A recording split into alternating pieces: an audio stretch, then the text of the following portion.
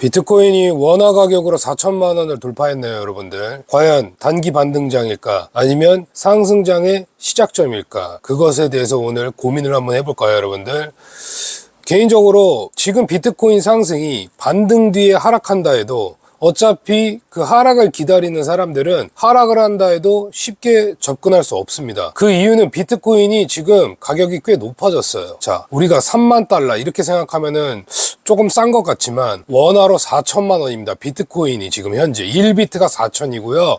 이더리움은 200만 원이 넘어요. 그래서 한 3,500만 원에서 2천만 원 후반까지 오면은 좀 사볼 만한 가격대라고 심리적으로 생각을 하는데 좋습니다. 3,500만 원, 2,900만 원 온다고 해도 첫 매수를 하시는 분들은 절대로 비트코인 안 삽니다. 가격이 좀 부담스럽기 때문에 비트코인 가격이 빠질 때 이제 알트코인을 집중적으로 매수할 가능성이 굉장히 큽니다.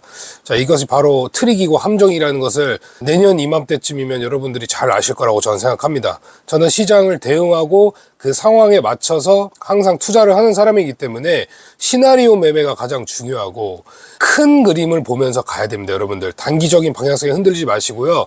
지금 비트코인이 여기서 다시 25,000달러 가든 내려와서 25,000에서 28,000에서 횡보를 하든 간에 그게 무슨 상관이죠? 여러분들 비트코인 상승장 시작도 안 했고 이 정도 반등하려고 우리가 기다린 거 아닙니다. 아시겠죠?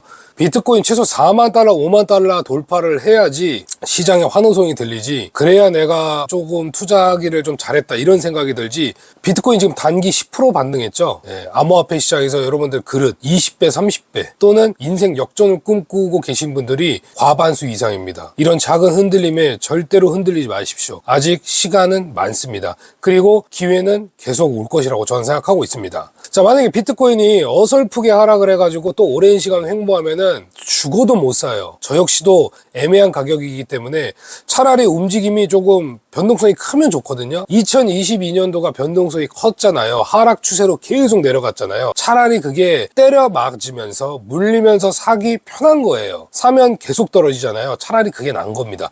시간이 지나고 나서 한번 생각해 보세요. 차라리 그때가 낫죠.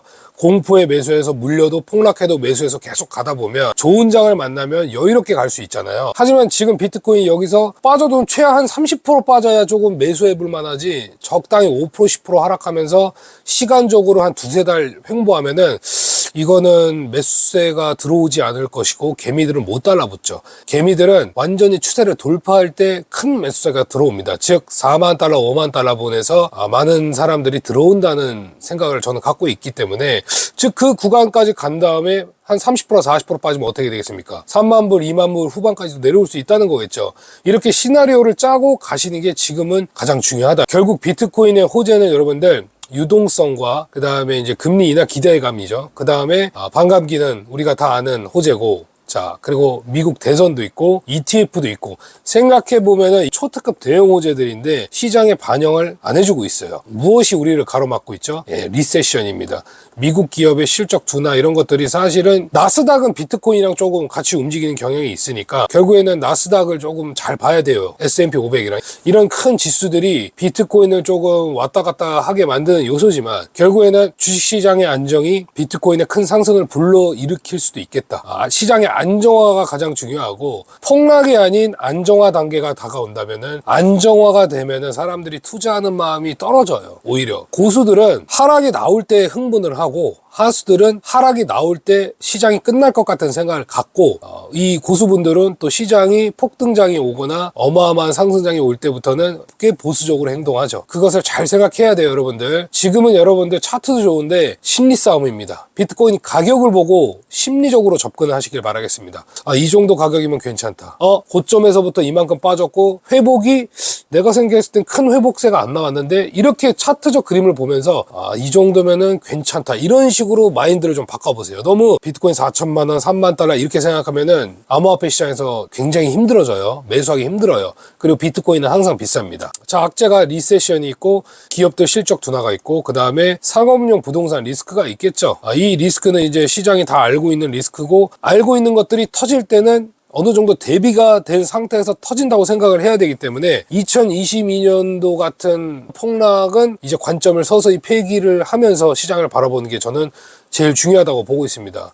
자, 상승장에서 여러분들이 착각할 수 있는 게 시장이 좋았던 거지 우리들의 실력이 좋은 게 아니라는 것을 아셔야 돼요. 시장이 정말 좋을 때 많은 사람들은 내가 진짜 고수인 마냥 트레이딩의 신이 된 것처럼 생각을 할 수도 있고 굉장히 투자가 쉽구나, 별거 아니었네, 싸게 사서 비싸게 팔면 되는 거였네, 결국에는 그런 생각 속에 많이 잠겨 있어요. 근데 그 마음을 조금 조심을 해야 되고, 처음 들어오신 분들이 그런 마음을 갖고 계시지 시장에서 오랜 시간 굴러먹으신 분들은 자기 자신은 끝까지 보수적으로 생각합니다. 여러분들한테 솔직한 말씀을 좀 드리는 게 좋을 것 같은데요. 오히려 돈이 조금 부족하거나 생각보다 가난한 사람들은 투자를 할 때 어떤 식으로 접근하냐면 열심히 돈을 벌어도 큰 한 방을 항상 노립니다. 한탕주의.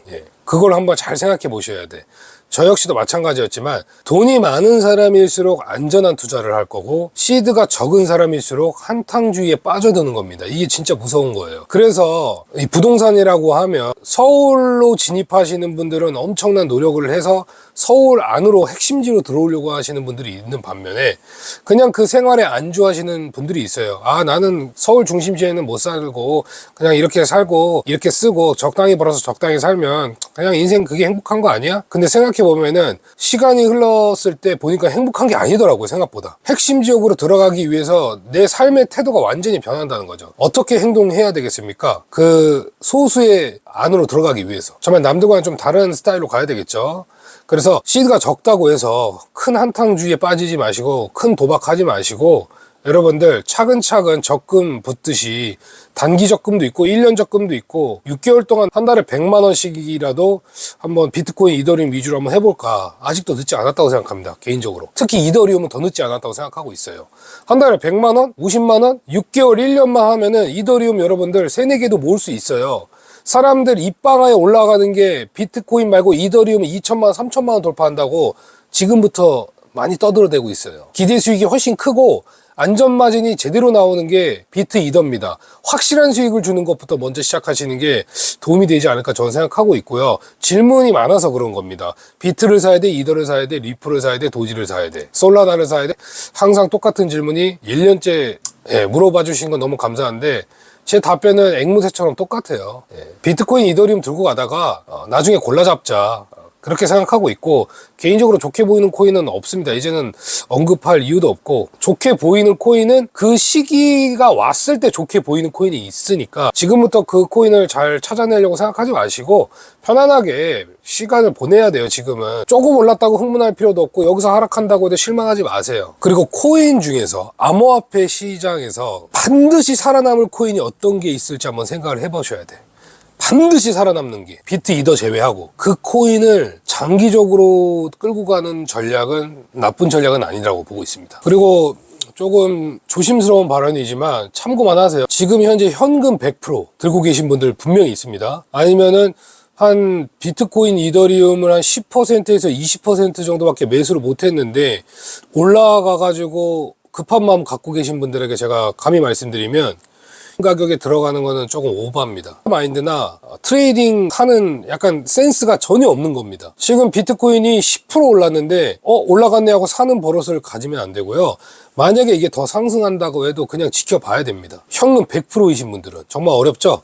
근데 나는 괜찮아, 현금 100%인데 지금 한 30% 사서 크게 물리더라도 관계없어 하신 분들은 알아서 하시면 되는데 1, 2년 참아가지고 살려고 했는데 지금 3만 불이 왔다면은 저는 개인적으로 계속 기다리십시오.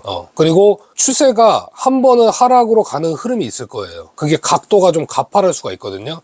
근데 이 깊이가 어디까지 빠질지는 모르겠지만 그 움직임에 베팅하시면 될 것 같습니다. 그리고 조금밖에 못 샀다, 눌림목에 10%씩 담으시는 것을 저는 추천드립니다. 눌림목에 조금씩, 많이 넣지 마세요. 현금이 많으면 많을수록 잘못된 게 뭐냐면 한 번에 한 50%씩 사. 그게 무슨 뭔 놈의 적립식 분할 매수야. 한 방에 막 40%, 50%씩 때려박는 게 그게 분할 매수예요? 그거는 도박이에요, 도박. 그냥 돈을 다 던지는 거야. 그러다가 한 20%만 떨어져도 멘탈이 갈려버리는 거예요. 야금야금 사야 돼요. 10%밖에 못 샀으니까 더 야금야금 사야 되고, 그 다음에 하락이 진짜 딥하게 올 때는 공격적으로 들어가는 거고, 이게 분할 매수 세팅을 잘해야 돼요, 여러분들. 아시겠죠?